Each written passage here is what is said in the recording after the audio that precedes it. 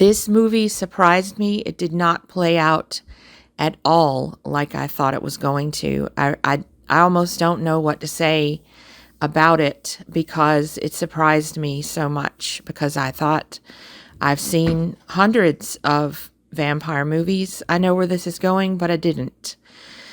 So let me get into the story. There's a man named Frederick. He's at a boring, sleazy cocktail party. It's not too sleazy, though, because his mother is there demanding that he pour her some more drinks. And I think it's a launch for a brand of perfume. Not a lot is explained. And the dialogue is very simple in this movie. They're speaking in French. I don't think it's dubbed.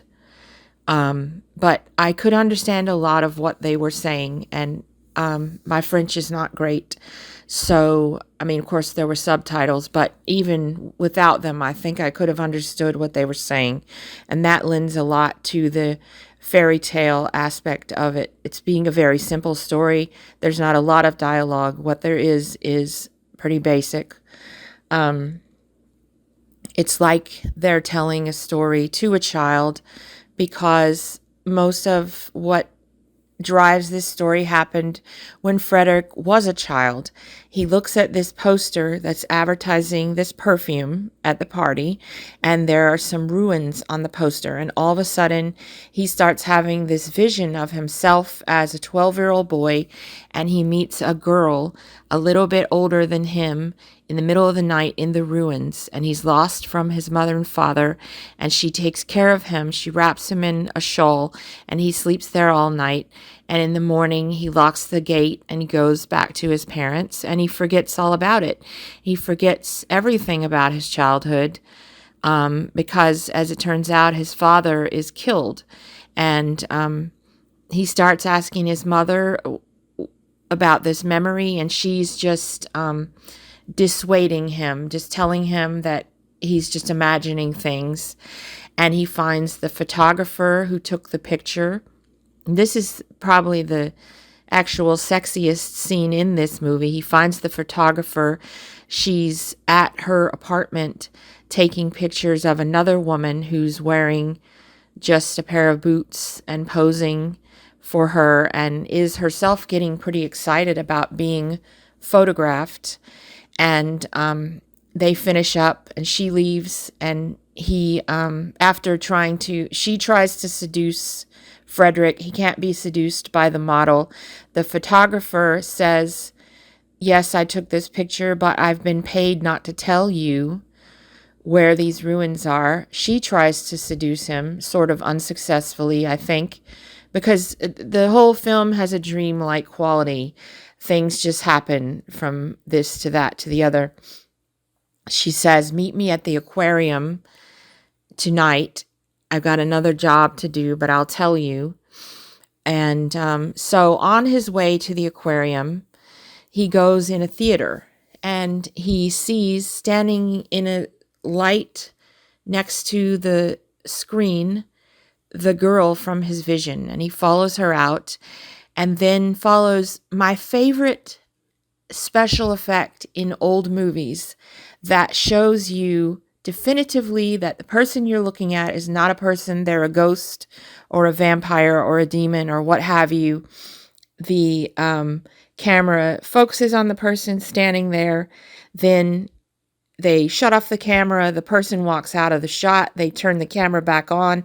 It appears to us, the viewer, as if this person has just blinked out of existence. It's the simplest effect in the world, but it's beautiful. I love it. They should bring it back. And this woman does a lot of blinking in and out of existence in this film. But did I read the description to you? I can't remember.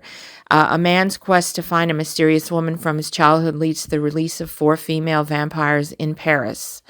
So he's looking for this girl, and, well, it says in the description he's got to release these 4 female vampires.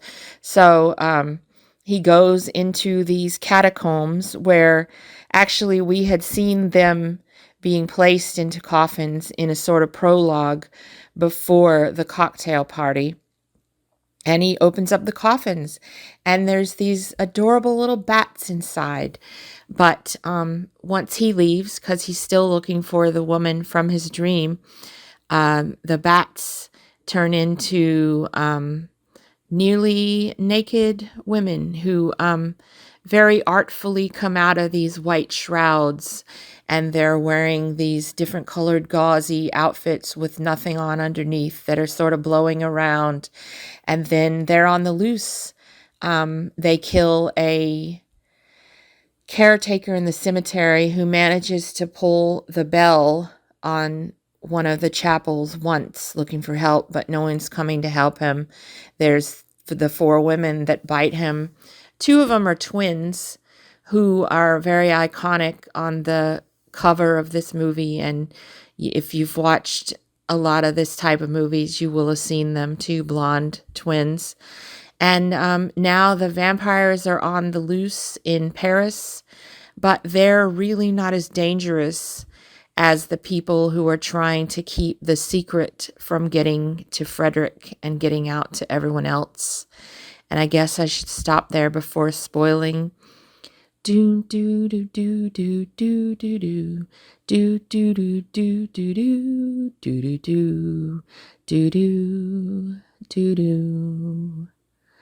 Well, I thought I knew what I was going to say about this until I watched the whole movie. And I thought that Frederick was your typical, hubris hero who is prideful and thinks that he's going to find an answer and it's going to kill him. But what really happens is that he and this woman really had fallen in love when they were children, but now she's been trapped. She's never grown up. He's 32 years old now. And his mother shows up at the ruins once he finally finds the ruins, and says and tells the whole story of what had happened, that these vampires were on the loose in this little town and they had killed his father, and that she and some others in the town had managed to imprison them, but had not really had the heart to kill them, which is arguably worse. They should have just put them out of their misery rather than leaving them in coffins.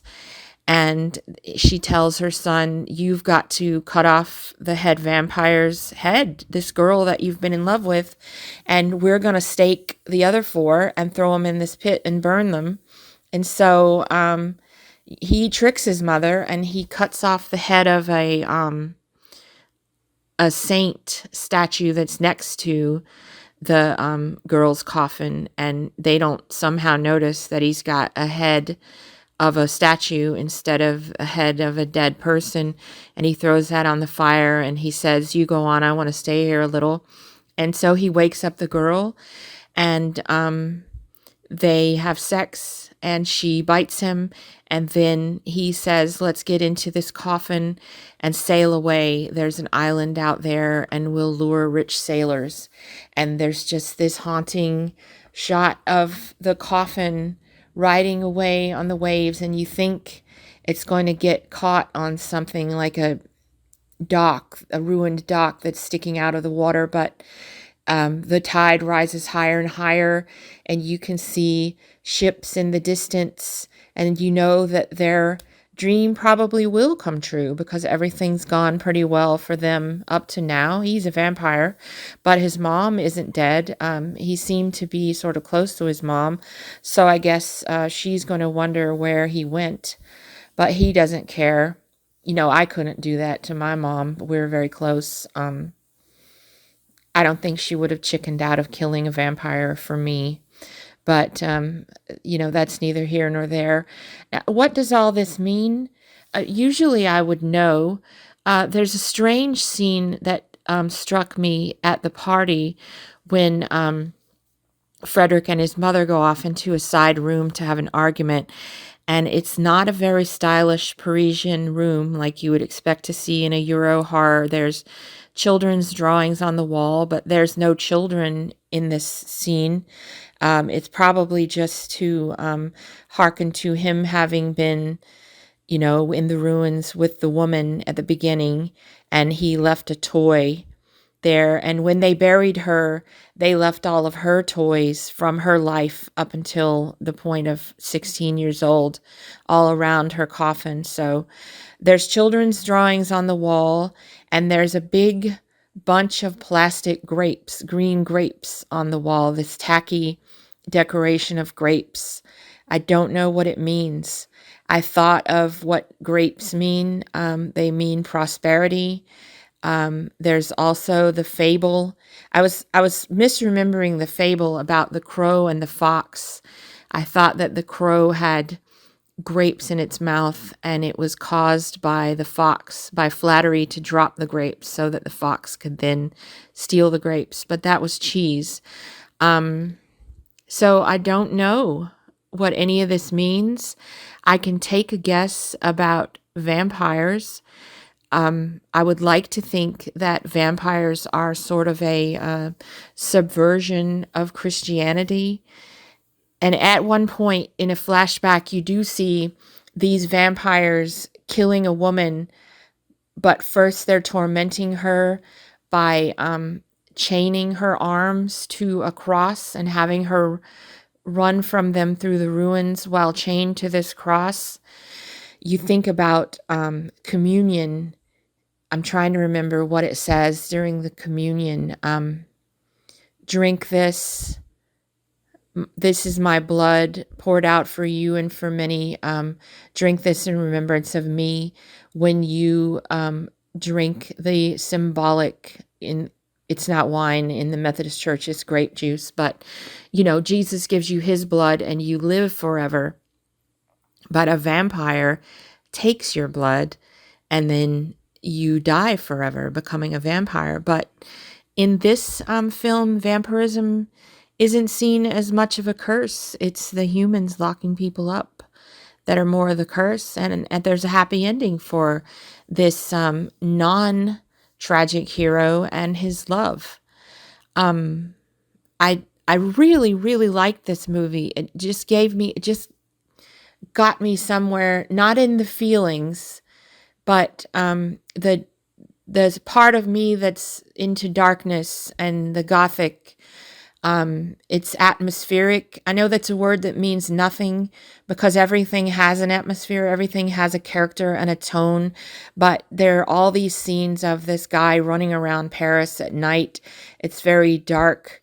It's empty. It's desolate. A lot of the soundtrack is just the wind blowing, which is something that I love very much in film ever since I saw Blowout with John Travolta trying to record the wind, the perfect wind sound. This has a lot of wind blowing. I've never been to Europe. I don't particularly like to travel, but I have run around my fair share of old cities in America ill-advisedly in the nighttime, and it's a groove. when you see a city scene in a movie and it's empty, you know that something bad's about to happen, but mostly it really doesn't in this film. There's a point where he's there's a sign for a Charles de Gaulle Étoile, which is a train station in Paris, a major hub. Étoile means star. And then he sees this guy with a briefcase that he runs from so hard that he jumps off a bridge. And I thought, okay, Étoile, star, this guy's Satan because Satan's the morning star. But the guy starts shooting a gun and it's a revolver, but all you hear is like a cork popping as if out of wine. So I don't know. I don't know what this movie's about. Usually I can take a guess. I really don't know. I know that I would like to buy a Blu-ray of it and watch it again. And I'd like to get more into Jean Rollin films.